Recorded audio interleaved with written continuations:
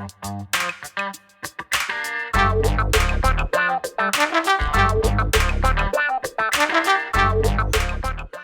guys, welcome back to another episode of Let's Be Blunt with Montel. I'm your host, Montel Williams, and this is a podcast for all of you canna-curious folks that are out there seeking the unfiltered truth about cannabis and its impact worldwide. And today, we happen to be sailing across the Atlantic to unfold the green canvas of cannabis in European Union. I'm thrilled to have a guest who is an extraordinary guest with us, someone who's witnessed the seismic shifts in cannabis industry from two different continents. Born in Germany, bred in the United States, and now a stalwart in the European cannabis space. Please welcome Dr. Andy Mannsfeld to the show. Doc, thanks so much for being a part of the show today. Thank you for having me, Montel. Great to be here. Absolutely. Why don't you tell me a little bit about your background, where you grew up, where you went to college? Yeah, thank you. I was born in Germany, but then moved to the States with my family when I was 4 years old. So first we started off in Alabama.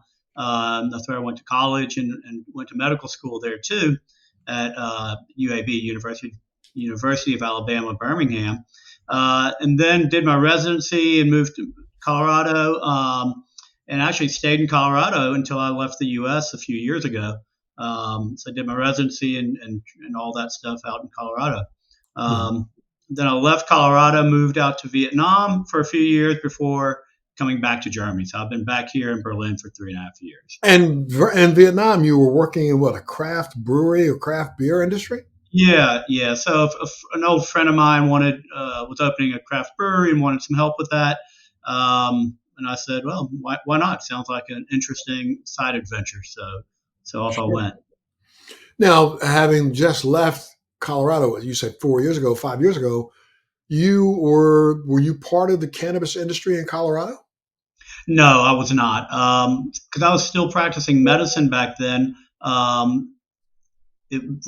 The federal government made it very difficult for doctors to participate in the medical cannabis industry at the beginning. They threatened to take away your DEA license, which you need to prescribe all medications, not just controlled substances. And then the hospital I was working at also didn't allow it. So while I was in Colorado, I was not able to participate. Of course, witnessed all of it, was kind of with a front seat, but wasn't able to directly be involved. Got exposed. Now, would it interest you at all while you were out there? Or when did you transition and start to think that maybe this was an industry that you wanted to be involved in?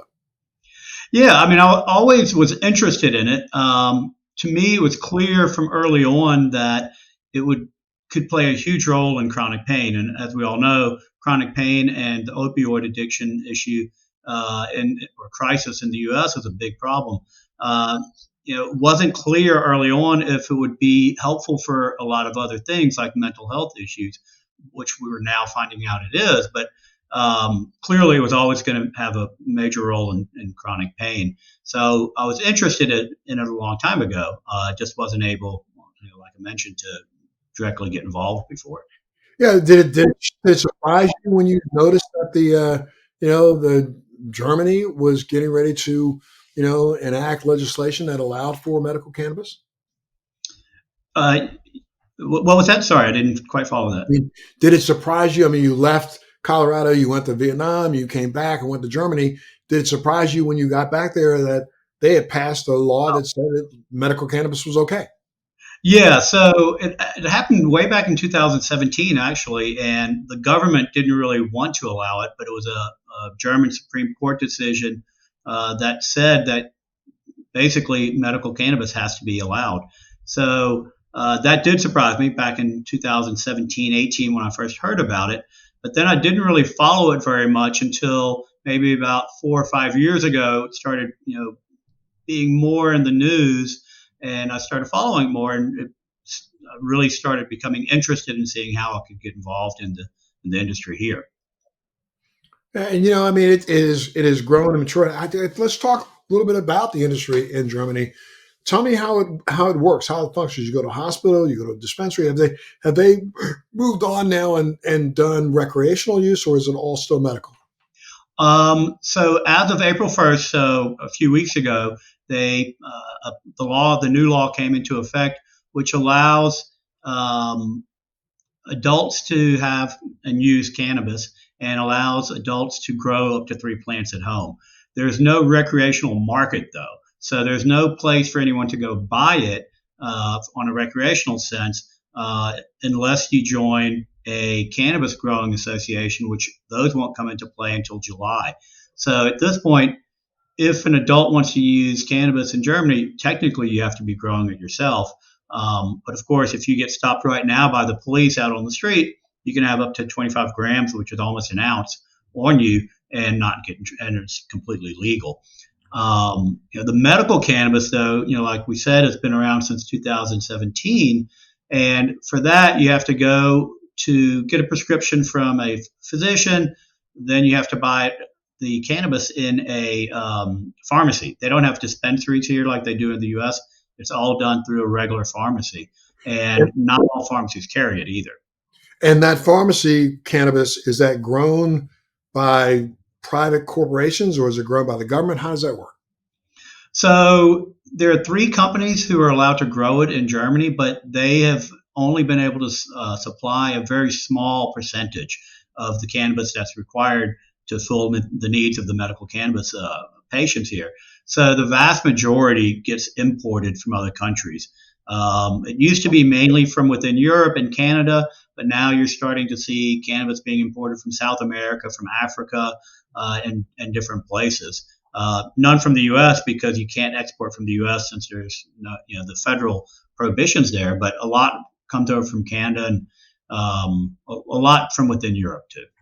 I mean, do you have any idea what the size of the, I guess, here in the United States and different states, you got to get a card. You have to go down and get a prescription is written for you. Then you get a card. So you're on kind of like a state registry. Is it the same kind of thing in Germany?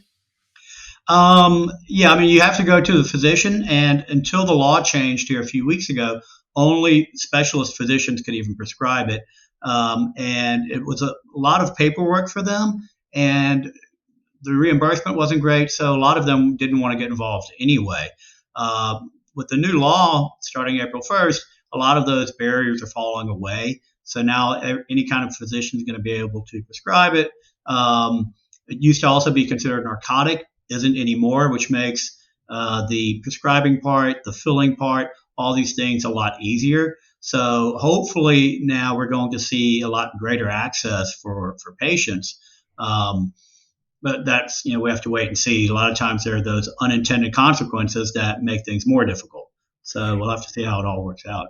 Do you have any idea of the size of the people who have actually gone in and asked for prescriptions? Do you have any numbers? What do you think? I think it's around 50,000, but I can't be quoted on that. I don't have the exact number off the top of my head. It's crazy because that means that here, like I'm involved in the cannabis industry down in Georgia, and they just broke 15,000 people registered. You know what I mean? So 50,000, that's a nice number. And it seems so strange to me because since there isn't that much of a difficulty traveling within the EU. Germany is still part of the EU.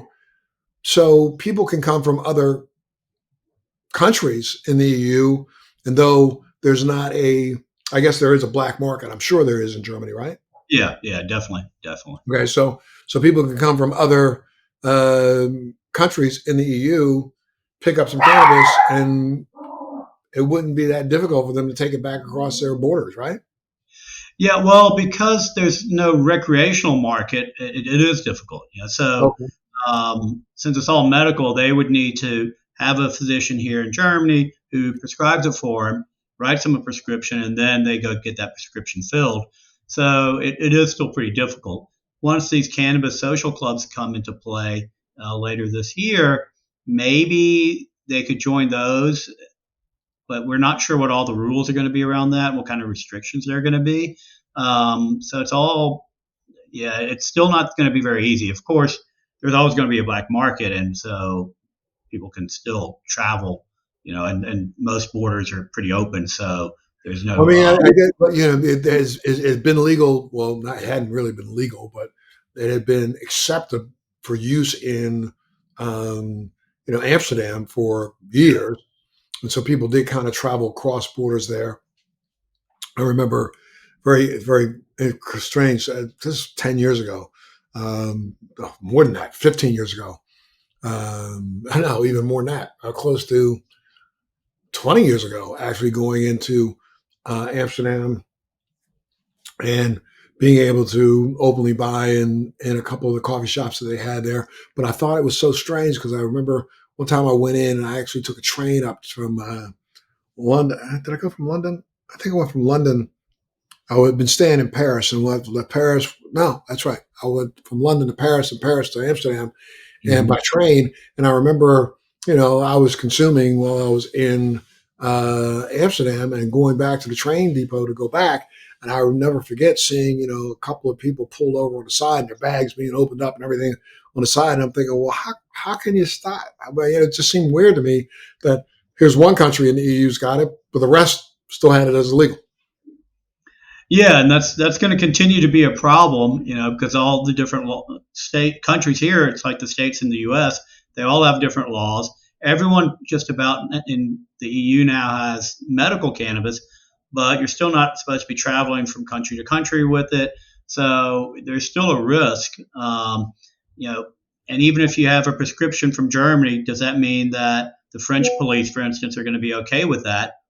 They should be, but legally they don't, might not be. So it's still kind of like it is in the U.S. It's a little bit nerve wracking for the patients, and it's a bit unfair, that people don't know what to do, and even though they're trying to do the right thing, might be doing the wrong thing without knowing it. Right. And with all what's going on now, again, you just said that upcoming, what is it, June, you said? July 1st will be the cannabis social clubs here. Yeah. Okay, so July 1st, you have cannabis social clubs. Um, are businesses starting to prepare for the opening of their social clubs? And so, therefore, if a social club opens, where do they? I guess they get to grow their cannabis as a collective, right? You become a member of the social club, and you take your license, turn it over to them, and they grow your 3 plants for you. Yeah, and it's not even, they aren't saying anything about that each person can then do 3 plants in that cannabis social club. I mean, that's kind of like what they were doing in Colorado originally, was that you could be a caregiver or Right. caretaker. I don't know what they called them. And so, I think you could have 10 plants, but then if you got 5 people together, you could have 50 if you got their Right. name. They're not doing it necessarily that way, but they're limiting it to 500 people per club, and you can only have one club per 6,000 people who live in a city. And then they're limiting how much cannabis people can buy from that club. But there's a lot of rules that still aren't clear. Like, one thing that they're discussing is that everyone who's in that club will have to actually participate in the growing process. And not that you just go and buy it, you'll have to go and actually work, which might be fine, might not. It depends on the person, yeah.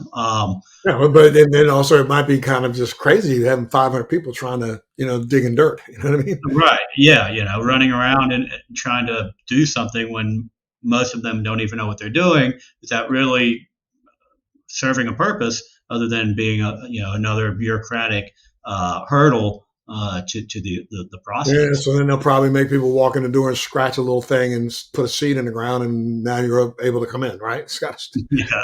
I'm sure there'll be a million workarounds. Yeah. right? Yeah. That's. I mean, now, what is the general public's attitude towards it? I mean, it's definitely getting better. There's still a lot more stigma here than there is in the U.S., for instance. But it also depends on which city you're in. Here in Berlin, for years, you smell it everywhere, just like you do Absolutely. in a lot of other places. But Berlin is a little bit more relaxed about things like that than the rest of Germany. And yeah, like I was saying, it's kind of depends on where you're at. But Germany, and including the doctors, definitely still look down on it in general. I Really? just saw something about the U.S. where I think like 70% of people in the U.S. now are in favor of medical cannabis Well, I being think that available. number, the number's way higher than that now in the United States. I think Oh, it's now finally broken. I believe it's broken 85 and may have come close to oh, 90 okay, people okay. who support medical, and Yeah, we're now at 70% of people support. regular adult use. Oh, that's what it was. You're right. Absolutely right. Exactly. Yeah. Yeah. And in Germany, it's much lower. You're right at the 50% mark. And I think the last time that I saw something was like 49% of people were in favor. So, it's still a long ways to go, but we're right at that 50-50 here in Germany. So, what led you to think about or decide to create this cannabis jobs platform that you created for the EU? Yeah, well, so when I first moved back to Germany, a couple of friends of mine and I, we started a cultivation project in Portugal, and for that we had to find a head grower, and that was very difficult. There was no platform where you could really go and look for cannabis workers, and I was familiar with multiple platforms in the U.S. So I saw that gap, that need, and decided why not do that myself since no one else is really doing it. So yeah, that's pretty And much. that need is for every level of employment or employee, right? Yeah, yeah. I mean, for us, it just happened to be that it was a grower that we were looking for that made me realize that there's nothing out there. But yeah, we do job posts all the way up to recruiting. So job posts for those entry level positions or mid level positions, and then recruiting for more experienced or qualified positions. So we can really serve the companies from top to bottom, whatever their hiring needs are. Yeah, I mean, how do you envision this, I don't know, this platform evolving over the next few years? I mean, you were basically finding everybody from the retail operators to growers and people who actually are doing the trimming, people who are actually doing the. I mean, do they allow for all forms of cannabis in Germany? Will they allow for extracts and things like that? No, so Germany is still treated 100% as a pharmaceutical, and they're a lot more strict about it here than they are in the U.S., for instance. But how about from a delivery system standpoint, even though it's as a pharmaceutical, there are some people who can't actually smoke it, so therefore they do need to have some sort of a, ingestible and even a suppository type. Do they allow for that in Germany? Yeah, so you can get extracts, but for instance, edibles are not allowed. Got it. Of course, if you get your extract, then you could make your own edibles out of it, but edibles aren't allowed. Well, and I'm going to ask you a weird question about that because it's so funny. In the state of Georgia, they have kind of done the same thing. They don't allow for, this is really strange, they don't allow for any smoking, any vaporing, any vapes. However, and the legislation even says no edibles. However, they allow for tinctures, and a tincture is an edible. You know what I'm saying? You put it in your mouth, if it goes in your mouth, that's called an edible. So it's so weird that the way they've done this, and you can have, topicals, and you can also have a caplet or gel cap form. Well, a gel cap goes in your mouth, so that to me is an edible. Is that the same kind of a thing there in Germany? Can you have a gel cap? Can they put that extract in a gel cap form and a liquid form? Because once it's decarboxylated, it is edible. So, will they allow for that, or is that not considered an edible? Yeah. Those are not considered edibles. So the issue with edibles here, because those are more considered, look viewed as a regular pharmaceutical, because most pharmaceuticals are pills. But the issue here with this, they have something called novel food laws here or regulations, and the EU claims that cannabis and CBD and THC are novel foods because they haven't been around long enough and been ingested by people long enough. As ridiculous as that statement is, I hate to even say it, but that's what they Well, sorry, say. they say it hasn't been around long enough. It's been around for 5,000 years. I mean, how can anybody say even venture to say something that stupid? And again, let me just well, you just brought it up, so I find that very interesting. Does Germany look at any component part of cannabis as being cannabis? Meaning, how about CBN, CBG, CB, DV, or I'm sorry, THCV, or any of those, or any cannabinoid is considered cannabis, right? Well, CBD isn't, for instance, and that is done separately. And CBD is still actually fairly restricted, and currently it's only supposed to be used in cosmetics and topicals and things like that. So CBD is still having a very rough time in Germany and the EU. but that's coming along. But all the others, they're not really looking at the others except for THC. And for instance, here when they're testing cannabis, I mean, you've got you're testing for required to test for mold and things like that, and heavy metals and pesticides. But then the only other thing that they test for potency is THC. They don't test for anything else, as far as being required by the government. So they're kind of ignoring all the others at this point. So if you put a product in tomorrow, let's say you just put a non-THC product on a shelf with some of the other what we think are viable minor cannabinoids in them, that would be legal or illegal? Would it be in a supplement? Yeah, it can't be a supplement because right now you're not supposed to be ingesting the CBD and other cannabinoids. Uh-huh. So, like, I went and bought some CBD a while back for my dog, several years ago, and bought it and got it home, and then I read the label and it said not to be ingested. So I went back and like, oh no, we have to put that on all of them. Yeah, but this is safe for ingestion. But we can't even say that you can give it to your dog. Wow. And yeah, so to get around it, they put that on the label and then say, yeah, it's for put it in your diffuser or something, whatever the workaround is. But that's the case for CBD. And actually, the highest court in the EU a couple of years ago said CBD needs to be made legal and can't be treated as a narcotic or as a banned substance. But the governments are still fighting that for some reason. Really? I wonder why. Do you have any idea as a doctor? Do you have any idea why? I have no idea. I think it goes back to just the whole prohibitionist mindset. And even though it's clearly documented it's not addictive, clearly documented it's safe, clearly documented it doesn't get you high, as it's not so psychoactive in that sense. I mean, it is psychoactive in the sense it can help with anxiety and things like that, but it's not, it doesn't get you high. All that's very well documented, but for some reason, they're still upset about it and trying to fight it. And that's really that seems a little crazy. Do you see that changing soon? I mean, it is changing slowly, but not fast enough, and it's hard to know when it will be fully legal. I mean, it keeps going through court cases and things like that because the governments are not willing to really do the right thing. Do they distinguish between hemp and cannabis, or that's all put in the same thing there? That is still an issue. Even industrial hemp has been having to fight to be legal, and that's where they keep running into.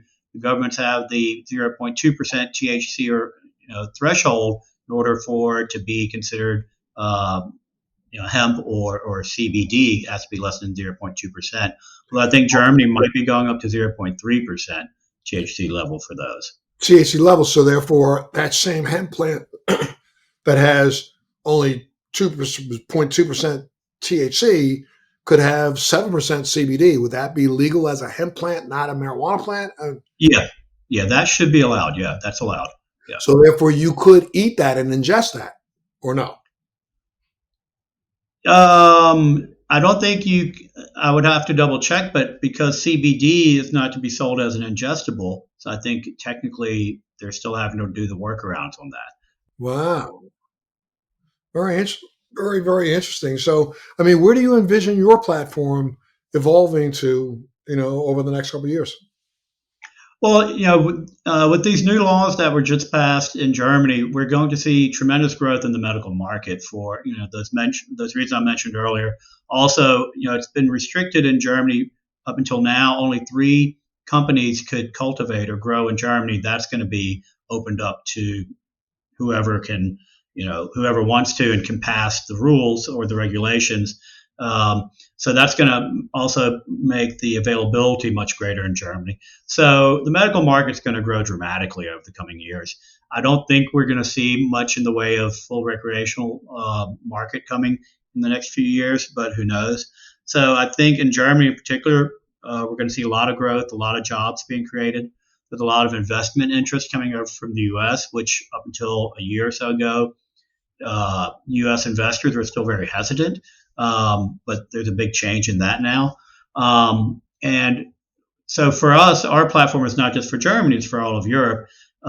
You've got other countries like the Czech Republic, which are really looking at legalization or recreational, and all these other countries which are pushing forward finally with medical. So throughout Europe, you're going to see kind of a steady growth in the medical market, and then I think we might get a couple of surprises with, or not necessarily surprises, but we might see some recreational markets coming about in the next few years too.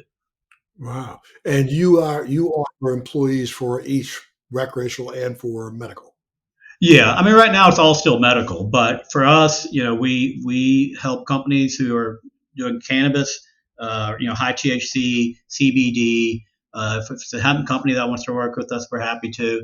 And we don't actually go and check the legality of every single company, but certainly, if we've had people come to us from countries where we didn't think was legal, and we were like, well, wait, can you explain how you're going to be growing THC in that country? And they would then have to walk us through and explain that they are a legal entity.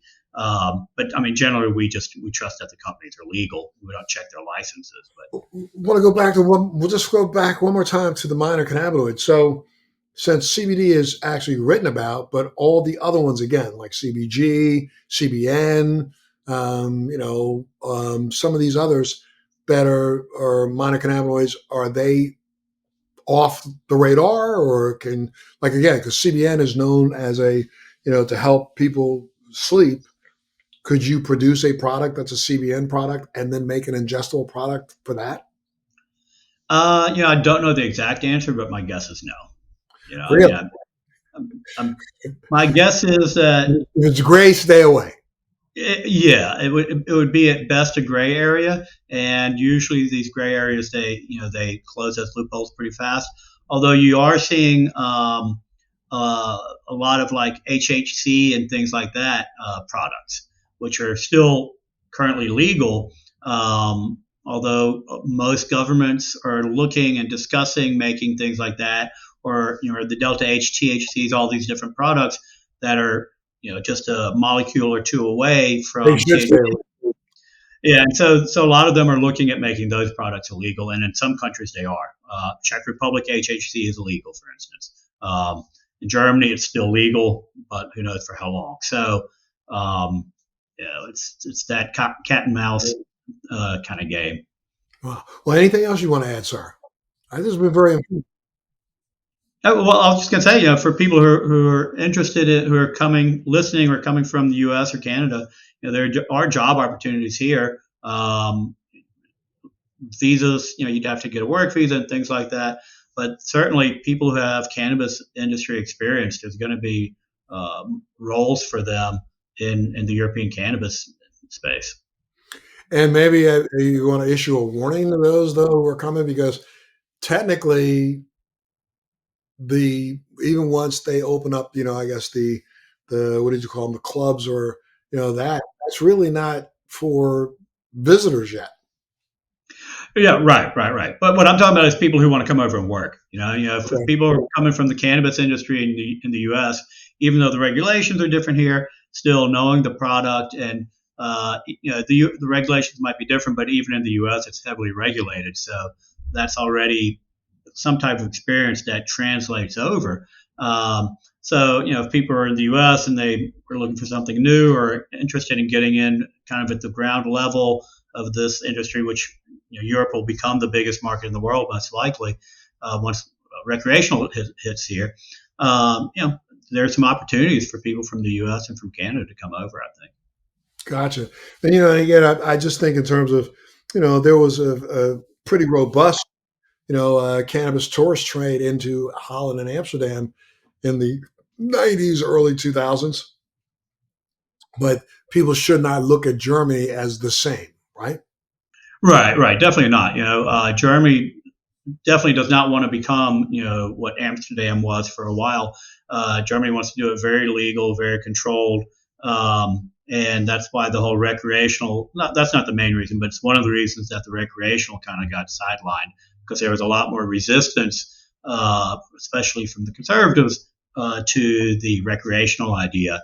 The medical is a little bit more accepted already, and it's more accepted and makes more sense to a lot of those conservative people. Yeah. Got it. Got it. Well, I really would love to stay in touch with you, sir, to get, to keep being updated and updating our viewers as to what's going on over there. So if you wouldn't mind, I would love to have you back once Yeah, the whole. I'd love to hear how the what did you call them again? The social club things start yeah, to work. Cannabis Club. Yeah, yeah, Yeah. yeah. Definitely would be happy to come back on anytime and give you an update. There's also some really good consumer-based events in Europe. Three biggest ones. Quick shout out to them are Cannabis in Barcelona, Mary Jane here in Berlin, and Cannafest in Prague. And those are 50,000 plus people at those events over the course of a weekend, and those are a lot of fun and really interesting to kind Oh, of get the feel of what's going on here. cool. And I just remember this. I had another question. Are they starting to look at psilocybin or look at mushrooms and active ingredient mushrooms in Germany also?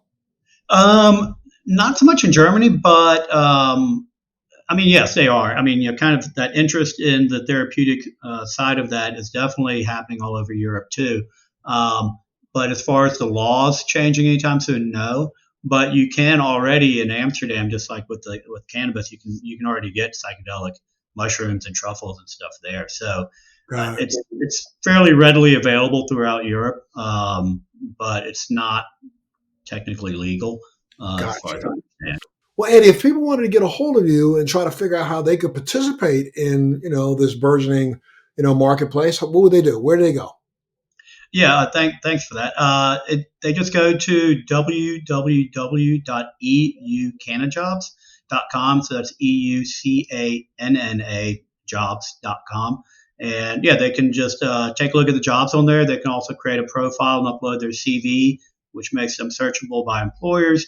And we also do a lot of educational articles and job related to jobs and stuff. So they can sign up for a newsletter. And they can also find us on LinkedIn and the other socials too. Gotcha. Well, okay. Wow. Super. I mean, unbelievable. Thank you so much for keeping us posted and up to date. So, Andy, I got to say, it's been incredibly insightful. And thank you for sharing your experience with us and our listeners. And of course, we want you back.